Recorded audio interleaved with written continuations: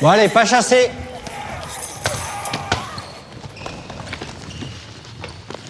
Tu regardes quoi là? C'est une série, ça, mon frère. Oh là là, c'est gore.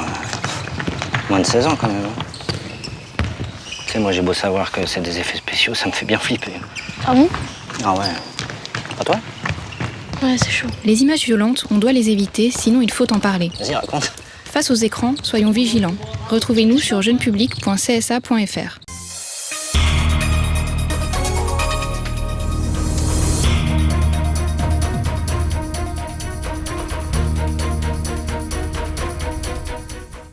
À la une, Kourou moins embêtée qu'elle n'y paraît. C'est en tout cas la conviction de l'ancien maire et de son adjointe. Une décision du tribunal administratif de Cayenne annule les délibérations de 2 conseils municipaux fixant la barre de la dette trop haut. Lynn Létard est avec nous ce soir.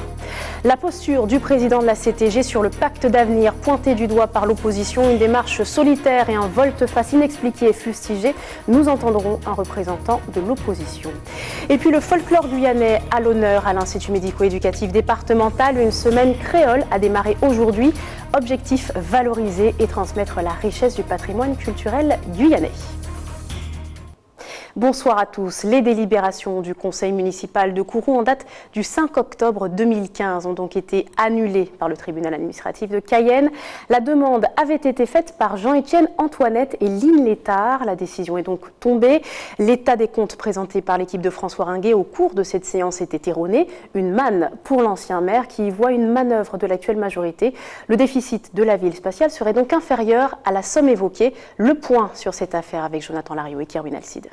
Une fois n'est pas coutume, le tribunal administratif invalide 2 délibérations du conseil municipal de la ville de Kourou. Une décision qui prend source dans une contestation soutenue par l'ancien maire, Jean-Étienne Antoinette. Selon lui, les comptes de la municipalité votés le 5 octobre 2015 manquent de sincérité. Avec le soutien de Lynn Létard, il pointe du doigt plusieurs données incomplètes, notamment l'absence d'une recette de plus de 2,6 millions d'euros dans le total des comptes de gestion de l'exercice. Un exemple parmi tant d'autres, grâce auquel l'ancien maire affirme que la volonté de la majorité municipale est d'organiser le déficit budgétaire de la ville. Selon la Chambre régionale des comptes, la ville de Kourou présente aujourd'hui un déficit de plus de 20 millions d'euros. Du côté de la préfecture, le préfet déclare le tribunal administratif incompétent sur cette affaire. La commune de Kourou estime que les actes litigieux n'ont plus lieu d'être dès lors que la Chambre régionale des comptes a été saisie. Pour les juges, c'est le manque de détails qui est pointé du doigt. Aucune explication ne justifie les différentes rectifications apportées au compte administratif pour l'année 2014, de même que pour l'année 2015. Pour en parler, Lynn Létard est avec nous sur ce plateau. Bonsoir. Bonsoir Madame Weishop. Merci d'avoir accepté notre invitation. On l'a vu, la Chambre régionale des comptes a donc estimé les mesures de redressement insuffisantes, mais surtout ce qui nous intéresse, c'est donc cette annulation de délibération de conseils municipaux sur les comptes, en tout cas qui touchent aux comptes de 2014 et 2015, parce que les éléments présentés par l'actuelle équipe municipale lors des séances étaient erronés. Et insincères. Et insincère. Alors très bien, mais vous faites bien de préciser dès le départ, Madame Weishop, le caractère quasi historique de cette décision. Je crois qu'en Guyane, on n'a jamais vu un tribunal administratif annuler un compte administratif ainsi qu'un budget primitif. Et ça a été le cas. Mais je tiens à dire, et d'entrée de jeu, parce qu'il y a beaucoup de confusion autour de l'ensemble, et c'est normal, je crois que nous avons là affaire à la fois à la justice et à la fois à des finances. Donc ce n'est jamais très simple à saisir.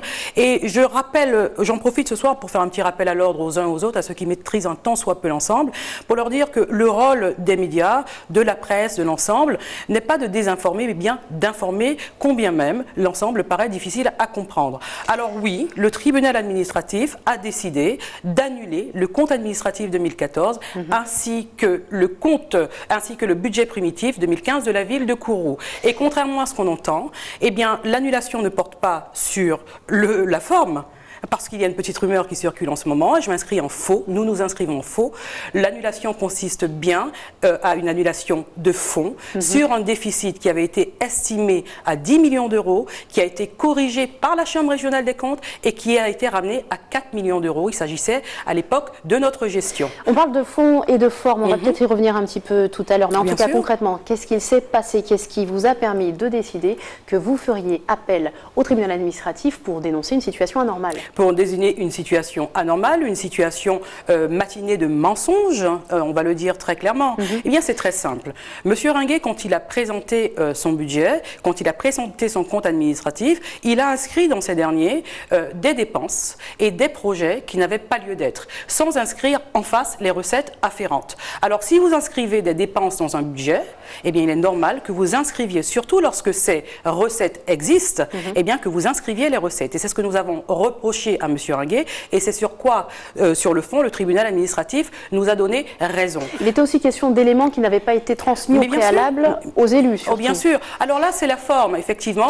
Les uns et les autres se focalisent sur la forme, et la forme aussi a un sens. Je veux dire que quand vous décidez de construire un compte administratif, de rédiger un budget primitif, ce sont des documents importants pour la gestion d'une municipalité, il convient de donner aux élus tous les éléments leur permettant d'appréhender l'ensemble de la situation. Mais sur le fond, et c'est ça qui est plus important, et pourquoi on dit que le déficit est organisé, il a été organisé pour des raisons sur lesquelles nous reviendrons tout à l'heure, mais très clairement, madame, lorsque vous décrétez que vous mettez une école internationale, vous mettez l'école du village Saramaka avec des dépenses sans mettre les recettes afférentes à côté alors que celles-ci existent, elles sont bien notifiées, il y a des conventions, eh bien il y a de la manipulation, il y a une volonté délibérée d'organiser le déficit. Nous en étions sûrs dès le départ et c'est la raison pour laquelle nous n'avons pas hésité une seule seconde à saisir le tribunal administratif qui nous donne raison aujourd'hui. Là où peut-être il y a peut-être malentendu, ne serait-ce qu'avec les médias sur la question de la forme et du fond, c'est que quand même la décision de justice ne rentre pas dans tous ces détails, mais précise qu'effectivement dans la forme, certaines choses n'ayant pas été respectées, il va falloir revoter, il va falloir reprendre les choses. Donc à ce niveau, finalement, la forme est tout aussi importante et permettra peut-être, si vraiment il y a du changement, de revenir sur le fond. Mais le fond, vous avez parfaitement raison de le dire, mais le fond importe. Le fond, alors la forme, c'est que des documents n'ont pas été transmis aux élus au moment opportun. Et c'est surtout là-dessus que le tribunal administratif statue. Je regrette, madame, le tribunal administratif annule les décisions. Et dans le considérant numéro 6, le tribunal administratif, voilà le document, vous l'avez, indique bien que le déficit de 10 millions qui était imputé à notre équipe à l'époque a été ramené à 4 millions d'euros. Là, il ne s'agit pas de forme, il s'agit bien de fond, d'accord? Mais enfin, la réelle décision là-dessus, c'est pas précisément sur le chiffre, mais plutôt sur ces séances qui vont devoir avoir lieu à nouveau. En tout cas, ce texte, je l'ai lu comme vous, on parle surtout de séances qui doivent à nouveau avoir lieu pour que les choses soient revotées. Mais avec les vrais chiffres qui ont été corrigés. Et la mairie précise que les mêmes éléments seront mis à disposition. On attend de voir ce que la mairie précisera. Je n'ai aucune confiance en ce que la mairie dit. La mairie vient d'être caractérisée d'insincère dans son budget. Il y a eu des mensonges. Et vous savez, Madame Weishaupt, je veux le dire très clairement à la population de Kourou et à l'ensemble de la Guyane, il y a des postures politiciennes électoralistes. Ce budget tel qu'il a été présenté, avec un déficit énorme, on a entendu dire sur tous les médias que la ville de Kourou, l'équipe Jean-Étienne Antoinette, a laissé la ville exsangue avec un déficit de 24 millions d'euros. Subitement, nous passons à 14 millions d'euros. Subitement, nous passons à 10 millions d'euros. Et finalement 4 millions d'euros. Et on n'entend personne en faire les gros titres. Mais quand même, qu'est-ce qui ne va pas? Comment est-ce que vous expliquez ça? Comment est-ce qu'on peut passer de 24 millions à 4 millions? Mais moi, je vous le dis très clairement. Je crois que c'est très simple. Si nous n'avions pas décidé de saisir le tribunal administratif et de nous défendre, le combat a été homérique. C'est pas parce que vous ne nous avez pas entendus que nous ne nous sommes pas battus. Il y a eu des échanges de mémoire. Il y a eu des contestations. Et finalement, nous avons gagné. Comment nous l'expliquons? Mais c'est tout simplement, et c'est ce que je parlais de posture électoraliste et politicienne. Ça ne doit plus arriver en Guyane. Ça aussi, c'est le combat que nous menons. Il y avait à l'époque, rappelez-vous, les sénatoriales, il y avait à l'époque, rappelez-vous, les élections pour la CTG, et puis il y a bien sûr à venir les élections pour les législatives. Alors, la posture a été la suivante. Il s'agissait de salir notre mandature, il s'agissait de nous minorer au niveau des efforts que nous avons faits pour faire de Kourou cette ville extraordinaire qu'elle est devenue aujourd'hui, avec des équipements structurants. Et il s'agissait donc de nous barrer la route pour les différentes élections. Et nous n'avons donc pas accepté cela.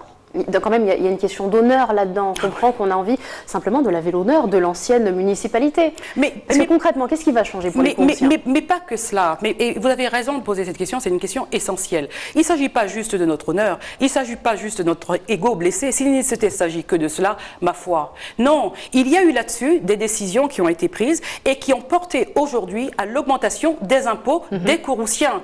Sur un faux déficit qui est reconnu aujourd'hui par le tribunal administratif administratif, qu'on soit sur le fond ou sous la forme, c'est ça la décision, eh bien, il y a une décision de prise de la part de la mairie, de la municipalité actuelle, d'augmenter les impôts de plus de 20%, toutes taxes confondues. Et c'est là-dessus, c'est ce qui a motivé plus que jamais notre désir d'aller au combat et de gagner ce combat. Donc finalement, cette décision de justice, c'est la première étape, c'est le premier pas, puisque, on le sait, il y aura bientôt un conseil municipal exceptionnel pour revoir tous ces points. Donc là, c'est la première étape. Qu'est-ce qui va se passer ensuite pour les Kouroussiens? Alors, c'est ce qui nous a été dit. Moi, je l'ai entendu par voie médiatique. D'accord? Moi, je sais qu'il y a un conseil municipal demain. Ce conseil municipal évoque, vous ne me croirez pas, à la fois un autre rapport de la Chambre régionale des comptes, cette fois-ci, sur le budget 2016. Donc, le budget de M. Ringuet. Alors, ça suffit de dire que le déficit, c'est de notre fait. Là, nous venons de prouver que ce n'était pas le cas. Et il faut enfin que les gens comprennent que nous sommes passés à autre chose. Depuis 2014, nous ne sommes pas en responsabilité. Vous m'avez posé la question, que va-t-il se passer? Mais moi, je vous dis déjà ce que la Chambre régionale des comptes indique. La Chambre, et ça, c'est une information que la presse doit savoir, que les médias doivent savoir. Eh bien, la Chambre la Chambre régionale des comptes indique, tenez-vous bien, non seulement que les efforts réalisés ne sont pas suffisants, que la ville est toujours en déficit de 20 millions d'euros, les 20 millions d'euros créés par M. Ringuet, mais aussi... Mais ce sont 20 millions d'euros qui n'existent pas, justement. Il y a quelque chose de superflu dans cette histoire. Mais que M. Ringuet a fait exister sur papier, par jeu d'écriture, et aujourd'hui il en est à ses frais, parce que la Chambre régionale des comptes invite le préfet à reprendre la main, madame. Ici, c'est inscrit à reprendre la main sur le budget 2016, à exécuter le budget de la ville de Kourou. Alors, la Chambre régionale des comptes ainsi que le préfet ont vu les décisions modificatives qui seront d'ailleurs discutées au conseil municipal de demain et ont bien vu qu'il y a un train de vie dispendieux, qu'il y a des incohérences entre ce qui est demandé et ce qui est réalisé. Tout cela a été le fait de M. Ringuet, le fait de ses mensonges. Aujourd'hui, il en est pour ses frais. Et si M. Ringuet m'attaque parce que je dis qu'il est un menteur, je lui dis de le faire. Nous irons devant le tribunal et nous savons dorénavant comment gagner. Merci Lynn Nettard d'avoir répondu à nos questions. On rappelle que d'ailleurs M. Ringuet n'a pas souhaité pour l'instant s'exprimer sur notre antenne à ce sujet, mais nous y reviendrons. Merci. À Kourou, toujours autre chose. Une convention d'abattement sur les taxes foncières était signée hier entre la CIMCO, la préfecture et la mairie. C'est une première en Guyane.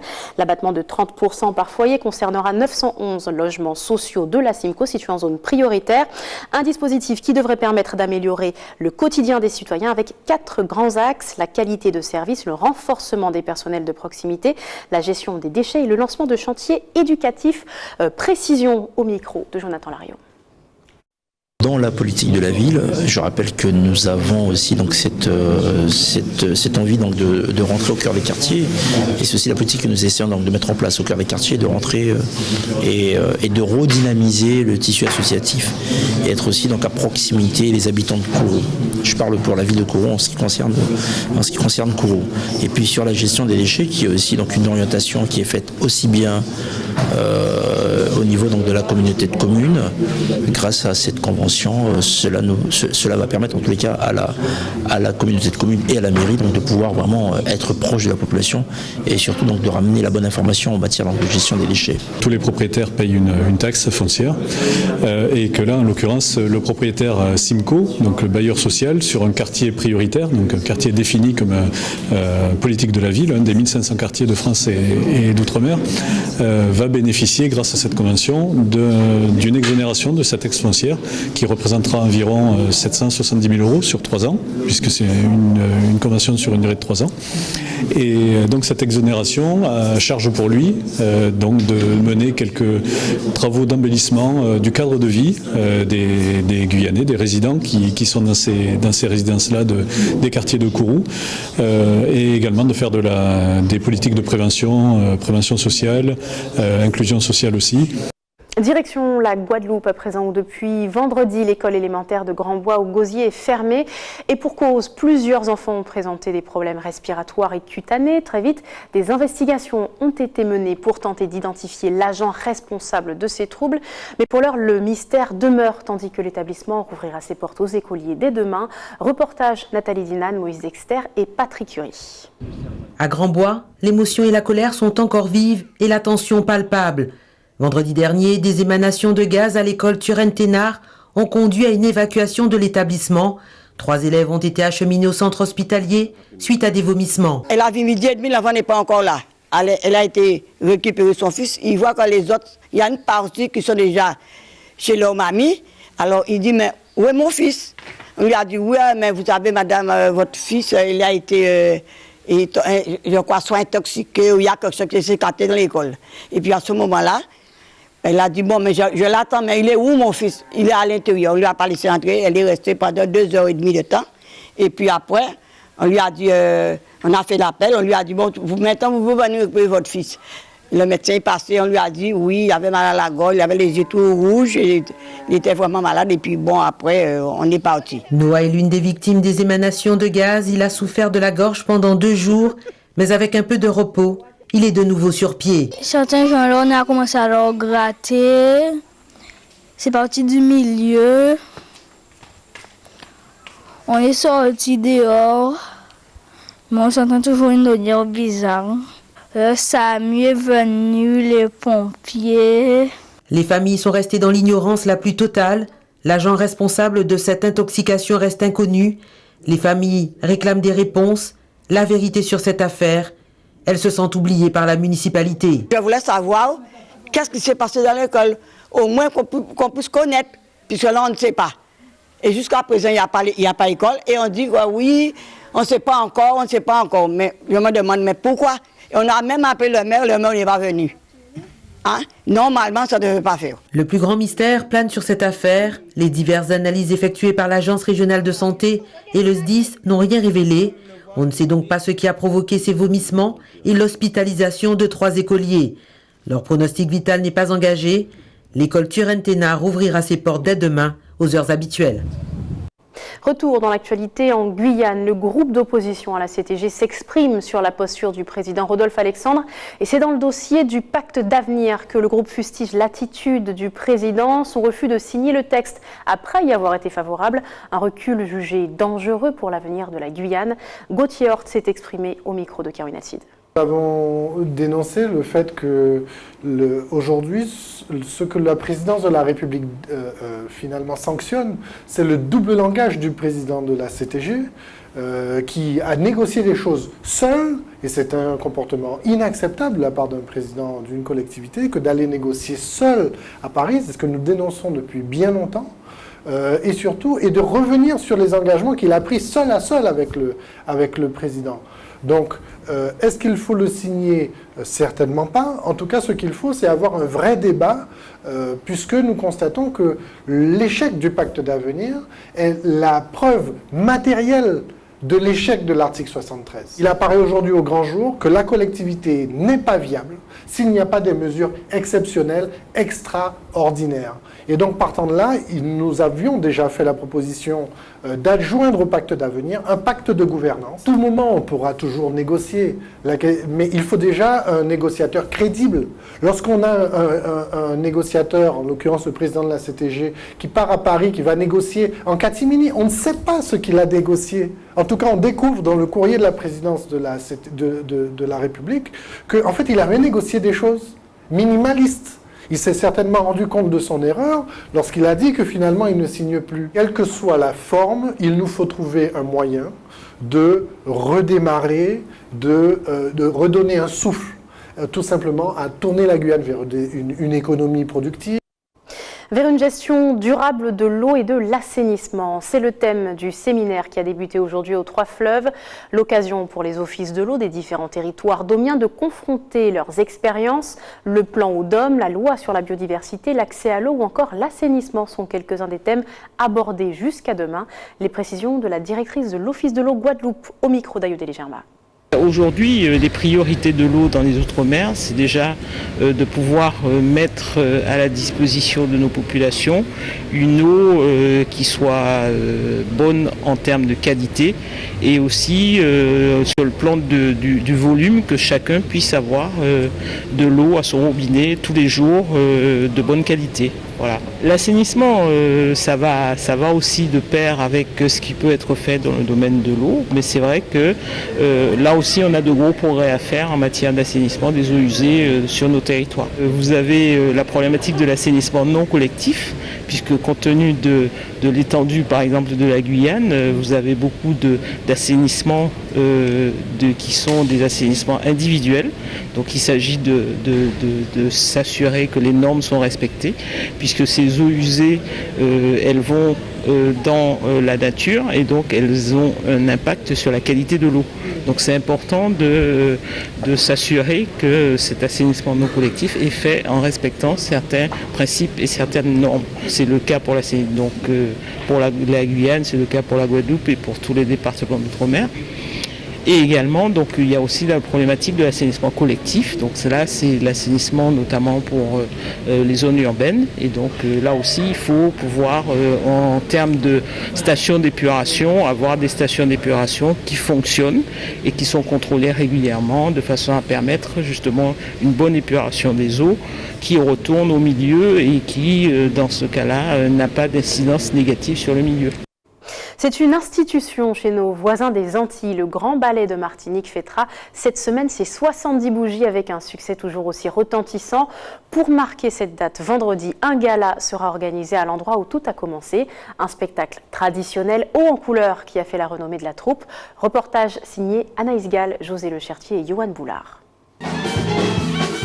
Tous les vendredis soirs, la même ambiance. Au restaurant de l'hôtel, les clients se laissent tenter par une danse pour clôturer le spectacle. Je danse jamais et le fait qu'on vienne me chercher et qu'on me fasse danser, ça fait plaisir. On a bien amusé et ils dansent très bien, vraiment. Dans le panel de danse qu'ils font, vous avez la marzouka, vous avez le belay, vous avez toutes les formes de danse qu'ils proposent pendant cette heure de spectacle. Et il faut voir les touristes qui sont éblouis par la beauté des spectacles. Chorégraphies et costumes traditionnels, des ingrédients qui font la réussite du spectacle depuis 70 ans. Un précurseur du genre en Martinique qui a accompagné l'essor du tourisme. Ce ballet a été créé en 1946 et en 1966, on a structuré ce ballet par un chorégraphe professionnel Romuroll pour évoluer dans les hôtels qui s'ouvraient à cette époque et sur les navires de croisière. Aujourd'hui, le show se déroule en effectif réduit dans le restaurant, mais avant la crise hôtelière, la troupe proposait près de 900 spectacles par an, avec des tournées mondiales. Pour les danseurs, le Grand Ballet de Martinique reste un véritable défi. Sacrifice d'aller en répétition, sacrifice d'être les vendredis soirs, pendant que tout le monde profite de son vendredi soir à être en prestation pour pouvoir faire plaisir au public et faire plaisir aux touristes. Qu'est-ce qui me motive? La tradition. Et voilà, c'est le Grand Ballet de la Martinique et j'aime beaucoup ce ballet. Je tiens à ce ballet. Changement de décor. Dans cette salle de danse se prépare le grand gala d'anniversaire. L'occasion de bousculer un peu les codes avec la participation de ce chorégraphe martiniquais venu tout droit des États-Unis. Des moments individuels, un peu de jeu de scénique, un peu de théâtre, on va dire entre guillemets, et des portées, des moments plus rapides, des moments plus lents. Il y aura beaucoup de variétés. J'essaierai de montrer de la diversité dans la danse et dans le côté artistique. Un entraînement dont aucun détail n'échappe à Madame Suzon. Présidente du ballet depuis près de 30 ans, c'est elle qui façonne tous les costumes. Fait rare, elle accepte de nous faire découvrir sa caverne d'Ali Baba. Ici, ce sont les costumes qui ont déjà été servis, que je laisse là. Et chaque danse, c'est une tenue qu'on change chaque fois. Et ici, j'en ai pour 4 tenues pour la même danse. Des centaines de pièces de tissu pour habiller la troupe, la couture, une passion que Suzon a héritée de sa mère. Je me souviens, j'avais 14-15 ans quand j'ai commencé à danser. Et ma première réunion, ma mère m'a fait une petite robe pour être belle, avec les manches ainsi, avec un nœud qui s'attachait derrière, comme les gamines s'habillaient anciennement, une petite robe, là voilà. Vendredi soir, le Grand Ballet de Martinique se produira à l'hôtel Bakwa pour une soirée spéciale anniversaire. Un dîner-spectacle de 2h30 devant près de 400 invités. D'autres manifestations devraient être présentées au public avant la fin de l'année. La tradition et ses couleurs à l'honneur également chez nous. Je vous le disais en titre, une semaine du créole a démarré aujourd'hui à l'Institut médico-éducatif départemental. La structure d'accueil de jeunes en situation de déficience intellectuelle propose jusqu'à vendredi de nombreuses activités au grand public. Jeux d'antan, recettes et défilés traditionnels. Mais d'abord, retour sur cette première journée avec Ayodele Germa. Ceci est une couleuvre. Ce n'est ni un animal rampant, ni un simple objet de décoration. Pour les jeunes oreilles attentives, cet objet du passé n'a plus aucun secret. Plus tu mets de la farine, plus tu sais ça se plie, ça se prend. Et jus et farine sont séparés. C'était beaucoup plus pratique de nous servir de ces objets-là qui étaient très utiles et qui avaient son importance. Et quand vous voyez, par exemple, pour les bébés, la maman préparait son trousseau avant de rentrer à l'hôpital. L'enfant, par exemple, ne portait pas de vêtements de couleur avant d'être baptisé. Et oui, et puis tous des objets en aromant. Enfin, tout m'enchante, tout me plaît. Il y a des choses quand même qu'ils ont eu vent quand même de leurs grands-parents. Il y en a qui parlaient par exemple, ma grand-mère a ça, ma grand-mère m'a parlé de ça, ma grand-mère m'a dit ça. Il y en a qui ne connaissaient pas du tout. Bon, il y en a vaguement qui en ont entendu parler. Ils étaient très enchantés de découvrir, de voir et de connaître. L'Institut médico-éducatif accueille depuis 1972 des jeunes atteints de déficience intellectuelle. Ils sont 135 à fréquenter cette institution qui vise à les intégrer socialement et professionnellement. Cette semaine créole est une occasion de montrer l'étendue de leur apprentissage. Nous avons des ateliers d'apprentissage pré-professionnel. Donc, atelier peinture, carrelage, maçonnerie, atelier service à la personne et l'atelier horticulture. Donc, bien évidemment, il fallait illustrer le travail des jeunes. Donc, pour l'atelier service à la personne, ces jeunes ont eu à faire des recherches autour des activités telles que la couture, la buanderie et le repassage. S'agissant de l'atelier peinture, carrelage, maçonnerie, les jeunes ont un peu sillonné Cayenne et ont repéré des habitations d'hier et d'aujourd'hui, illustrant un petit peu l'évolution des constructions dans la vie d'aujourd'hui. Mode, atelier cuisine et dégustation, les activités se poursuivent tout au long de la semaine. Ainsi s'achève votre journal. Je vous rappelle l'essentiel de l'actualité développée ce soir. Kourou, moins endetté qu'elle n'y paraît, c'est en tout cas la conviction de l'ancien maire et de son adjointe. Une décision du tribunal administratif de Cayenne annule les délibérations de 2 conseils municipaux fixant la barre de la dette trop haut. Linétard était avec nous pour en parler ce soir. La posture du président de la CTG sur le pacte d'avenir pointé du doigt par l'opposition, une démarche solitaire et un volte-face inexpliqué et fustigé. Nous avons entendu l'opposition dans cette édition. Et puis le folklore guyanais à l'honneur à l'Institut médico-éducatif départemental. Une semaine créole a démarré aujourd'hui. Objectif, valoriser et transmettre la richesse du patrimoine culturel guyanais. Merci de nous avoir suivis. Dans un instant, le journal de TF1, puis vos programmes continuent sur votre antenne à TV Guyane. Je vous souhaite une très bonne soirée. Rendez-vous demain, même heure.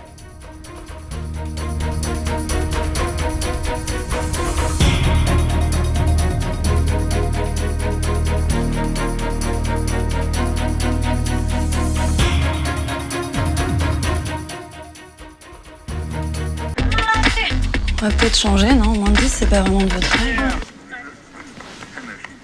Ça vous a pas paru un petit peu bizarre, le garçon qui embrassait toutes les filles, là? On avait pas mal de copines, non? Ouais, tu te laisserais, toi, attraper par les cheveux comme il faisait? Bah non, jamais de la vie. Je sais pas, tous les garçons qui applaudissent autour, c'est franchement... Au secours. Les images choquantes, on doit les éviter, sinon il faut en parler. Pourquoi, à ton Face aux écrans, soyons vigilants. Retrouvez-nous sur jeunepublic.csa.fr.